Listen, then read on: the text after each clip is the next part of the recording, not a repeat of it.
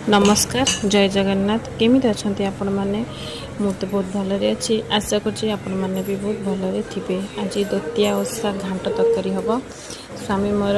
आराम से बसी काटुंट मत बहुत हेल्प कर परिवा कटारे सका पिठा मिठा पुओ को खुआईदे मोर लगी पड़े घांट तरकारी प्रथमे लुण हल्दी पकई सीझे कर पूरा फुल हो जाता डांगे हो नाला खाली सेमती घोड़े रखी सीझी जाऊ बोली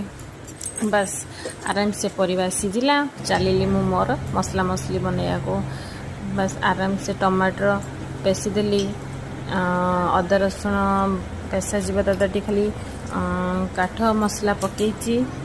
सोरिष तेल काठ मसला जीरा तेजपत्र सब आराम से पकईदेवे पकईना ताको टिके पियाज पकईदेवे।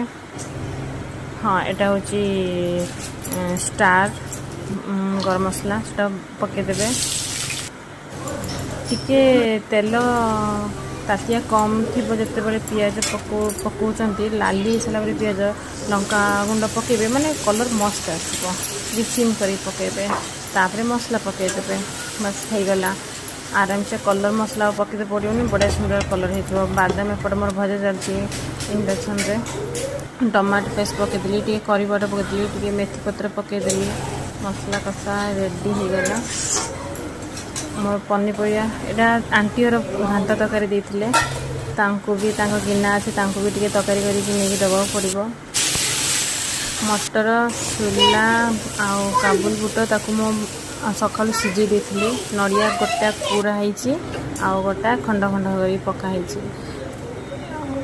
खंड खंड कर पकड़े भल लगे जेहेतु स्वामी फरमाइश थी कुरी पका मुझे फाड़े कुरी दबा स्वामी मोर हेल्प कर सब पनीपरिया काटवे नड़िया कुरीबा नड़िया बागेबारे मसला मसली कर मुझे तरकारी करुँच बस तरकारी हो गला गरम मसला पड़गला धनिया पत्र टे पड़गला बस रेडी आमर घांट तरकारी बहुत टेस्टी भी होता घांट तरकारी आपण मैंने घांट तरकारी करचंती कि नहीं निश्चित कमेंट बॉक्स रे जनइबे आउ मो वीडियो जदि भल लगी निश्चित लाइक शेयर कमेंट निश्चित करेंगे चलिए मोर आंटी पाखु दवापाई स्वामी मोर नहीं जाइए आसते स्टाफ मानक खाऊँ घांट तरकारी भात डाली नमस्कार रखुची जय जगन्नाथ।